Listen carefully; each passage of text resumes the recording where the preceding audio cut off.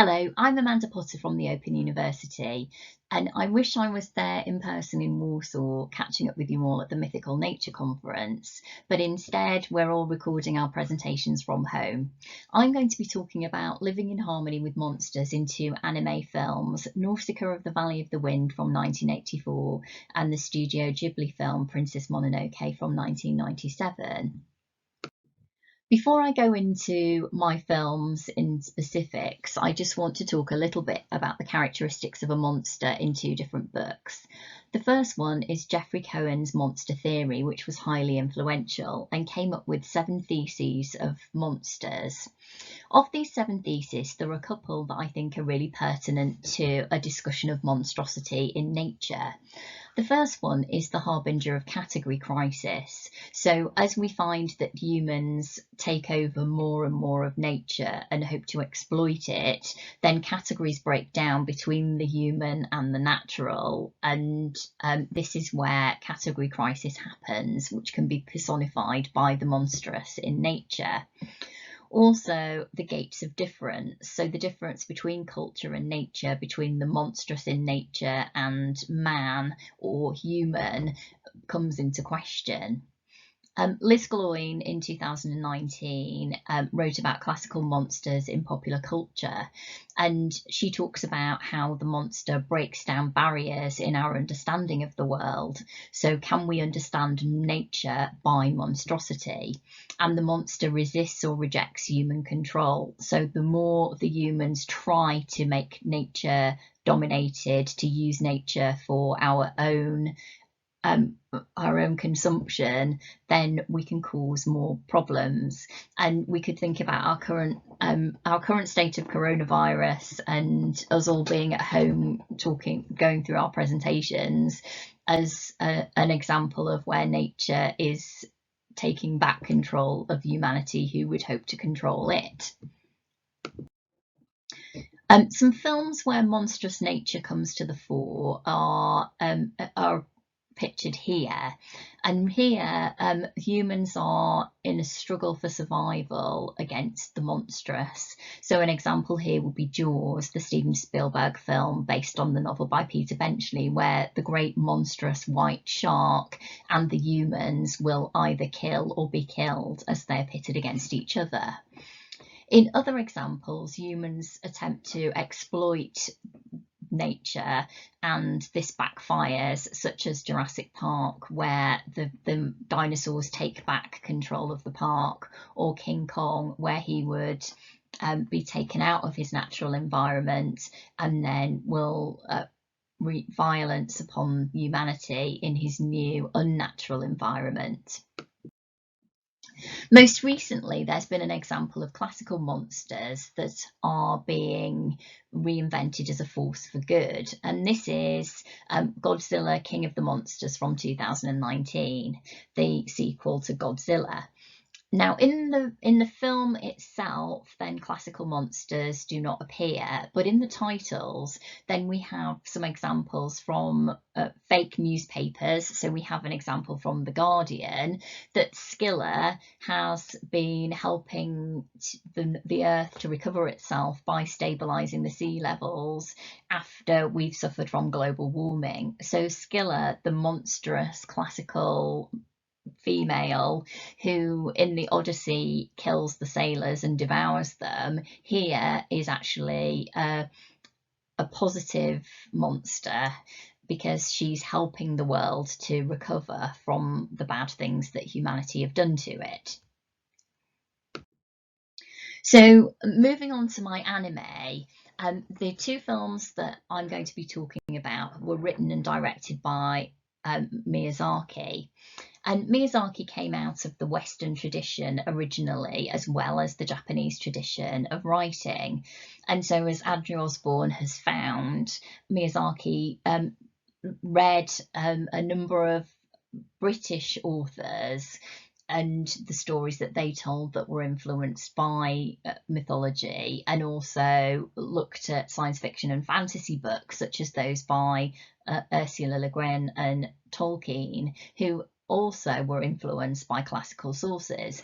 Also, so although Miyazaki didn't necessarily read Homer as a child, he was coming to the classical tradition via later writings in English translated into Japanese. Miyazaki's films all blend a number of traditions, so Japanese and Western and classical. And so, for example, in The Castle in the Sky from 1986, the floating island Laputa has classical architecture. In Kiki's Delivery Service, about a young witch, then we see in a house that Kiki visits, there's a classical female sculpture. Her friend, who's an artist, creates a painting which features a horse that looks like Pegasus flying through the sky. And perhaps most resonant, Spirited Away from 2001, the parents of the heroine are very greedy and start eating food in a strange city and are turned into pigs, reminiscent of the Odyssey and Circe turning Odysseus's men into pigs. Nausicaa specifically is based on a character, as we'll all recognise from the Odyssey, so the helper maiden who helps Odysseus in Scheria, the land of the Phaeacians. This film from 1984 was pre-Studio Ghibli, but was the film that led to the creation of the famous studio, and was based on a comic strip that Miyazaki created in 1982.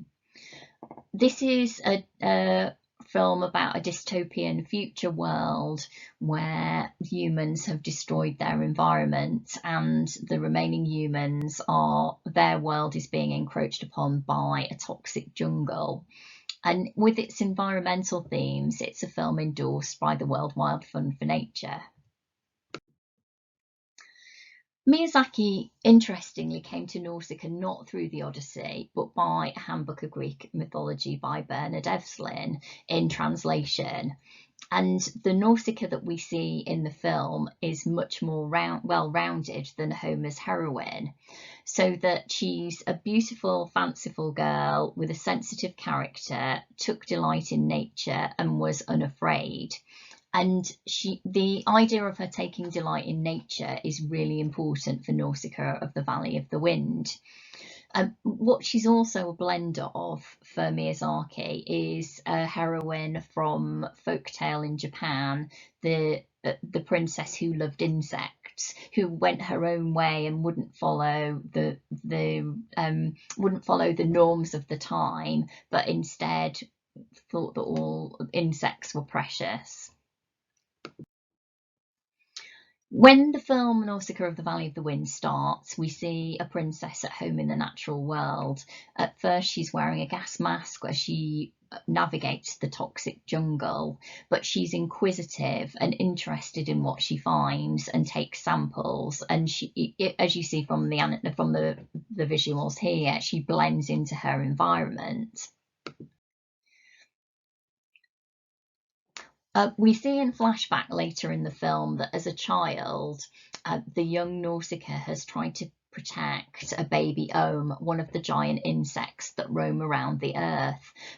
But she is told by her people that insects and humans cannot live in the same world. This is something that she's felt very strongly throughout her life.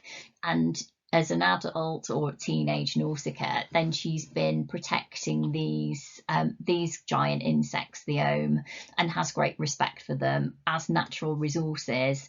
When they shed their skin, then their eyes and their skin can be used as materials. So not to kill, but to use sustainably. She's also seen as someone that cares for other creatures. So when she's brought a present of a little fox squirrel and the fox squirrel bites her, she's not upset by this, but just sees that the creature is afraid, and he becomes her loyal friend, Tito. Nausicaa's been looking for a a cure for an illness that's been affecting her father and other members of her people in the Valley of the Wind, and has discovered that water from deep beneath the ground is not toxic. So although lakes above land are toxic and cannot be drunk, if she uses water from deep within wells, or later when she finds water beneath the toxic jungle, then plant life can survive and grow. Nausicaa is set against another princess, Princess Kashana from the Tolmekians. Now, Princess Kashana has been attacked by an insect when she was younger, and she has a prosthetic arm and prosthetic legs.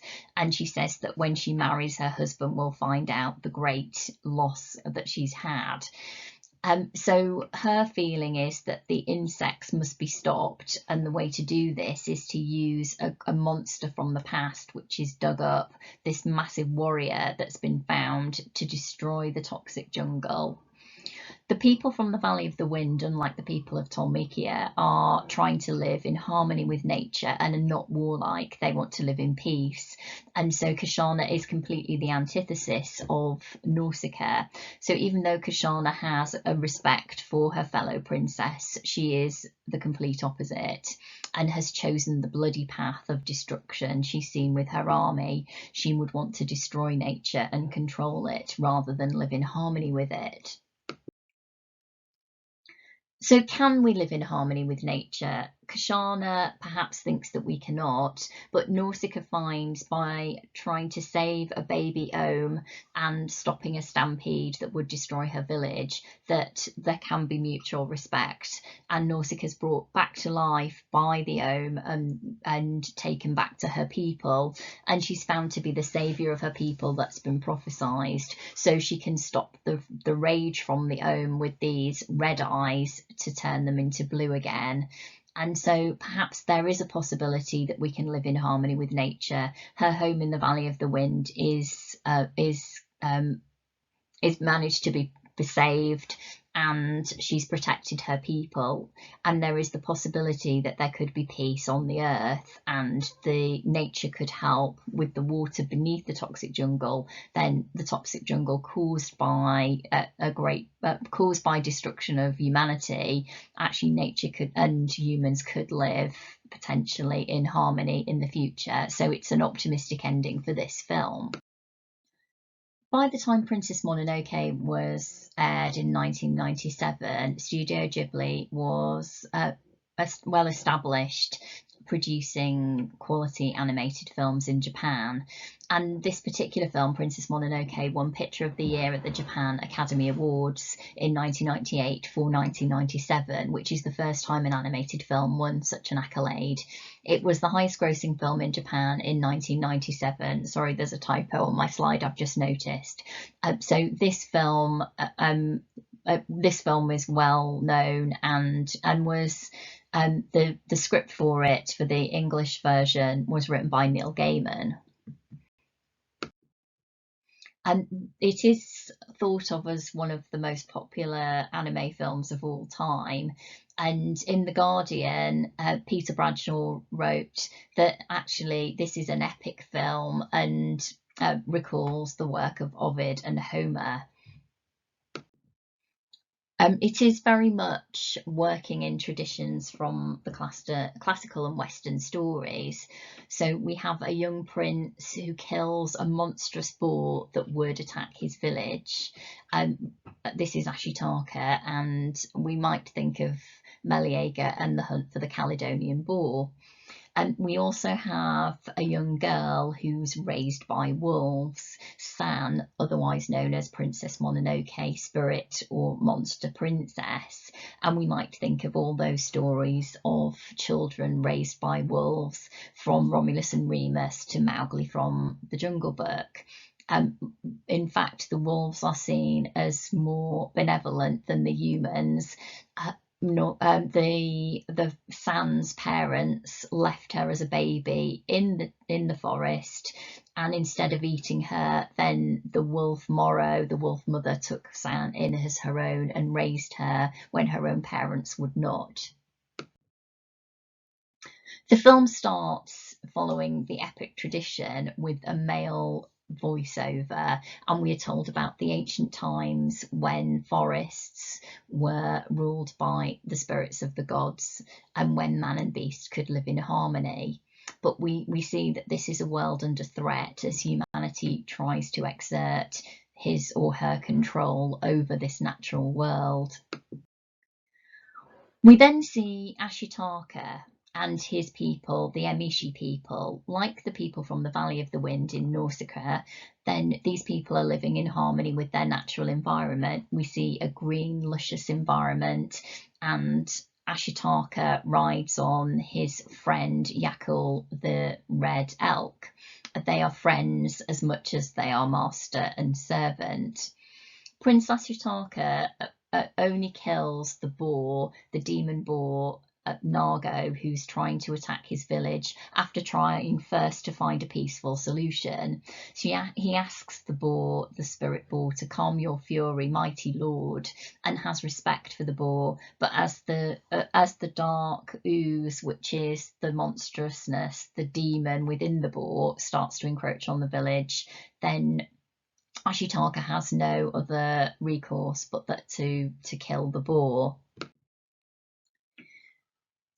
In Princess Mononoke, we meet a number of animals that are the old gods, the spirit gods. So Moro the wolf, the mother to San, Princess Mononoke herself. We have blind Okoto, the boar, who leads the boar now that Nargo, the other boar, is dead. And on top of the tree of them all is the forest spirit, who has power of life over death. A composite animal with many horns. He turns by night into an even greater monstrous night walker, but by day is more like a deer with horns and four legs like a bird.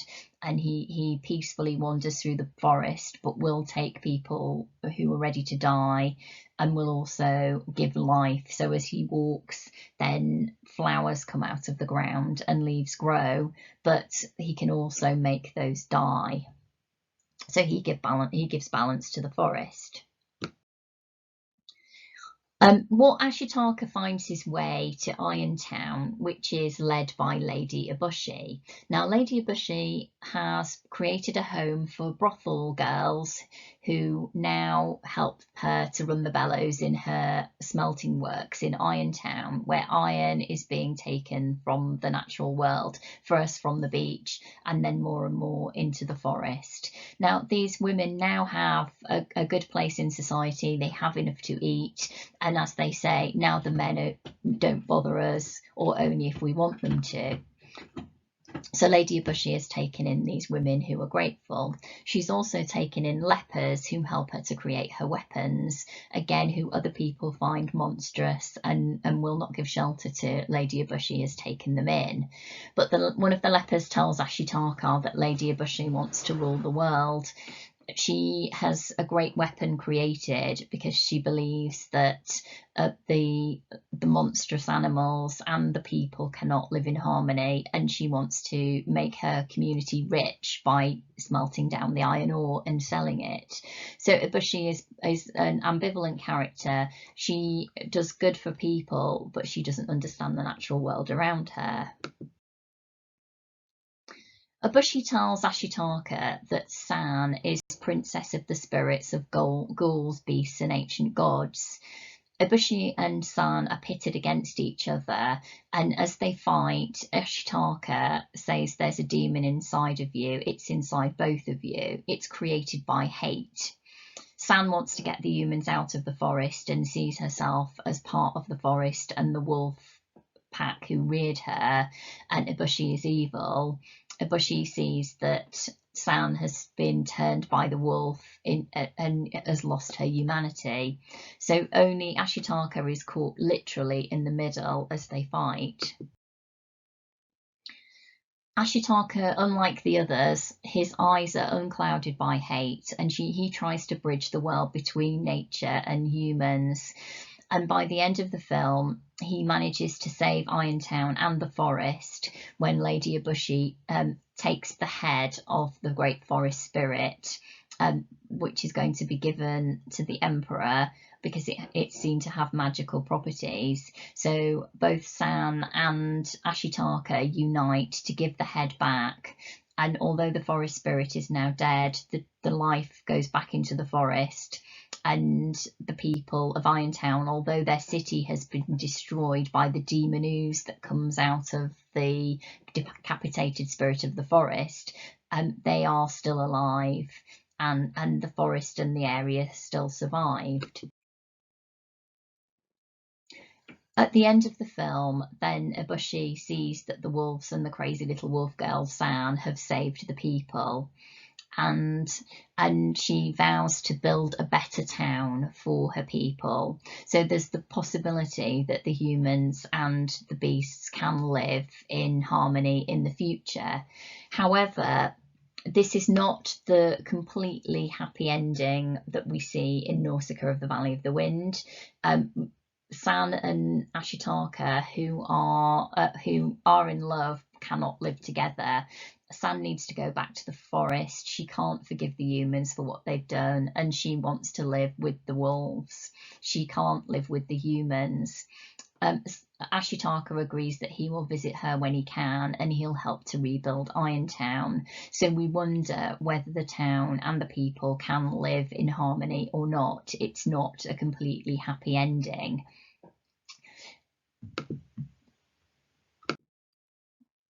Miyazaki has said that it's not bad people who are destroying forests, hard-working people have been doing it. And this is true of Lady Eboshi. She's trying to help humanity, but in doing so, then she's pitted against nature. We wonder whether she'll really build a better town, or whether all the old animal spirits will in fact die out as humans encroach on the natural world. While in Nausicaa we end with a spirit of hope, and where the princess has found a way that humans and nature can live in harmony. In Princess Mononoke, we're not really sure whether this will happen or not. And I think that then when we look at these examples of monstrous in nature, then this is the more complex resolution or lack of resolution. Do we as humans have the opportunity to live in harmony with nature and see it not as monstrous but as beautiful? Is that possible to us now? Can we reverse what we've been doing? It's really interesting that in lockdown with coronavirus, we've seen more of the natural world, more birds are tweeting, there's been a resurgence in nature. Could we, by not flying so much, by having our conferences online like this one, and not polluting so much of our atmosphere, is there an opportunity for us to turn back the clock and really build a better world, like Eboshi wants to build a better town? So I think it's interesting that in these films we can look back to the classical, so to Nausicaa, that heroine from the Odyssey who's really underutilised and is just a helper maiden. She can become an active heroine in her own right. And by looking at stories of children raised by wolves and of defeating a monstrous boar, how people potentially could live in harmony with nature, there is still time to do that. So I hope that we can, and that we can be more Nausicaa and bring harmony to the world. Thank you, everyone. If you'd like to read more about Nausicaa and Princess Mononoke, then there are a number of works on this that I would recommend. And so there's a bibliography here, and there will be a copy of my slides available if you want to look through this. I'd also be really grateful for any feedback. So thank you for your time, and I hope you found this interesting.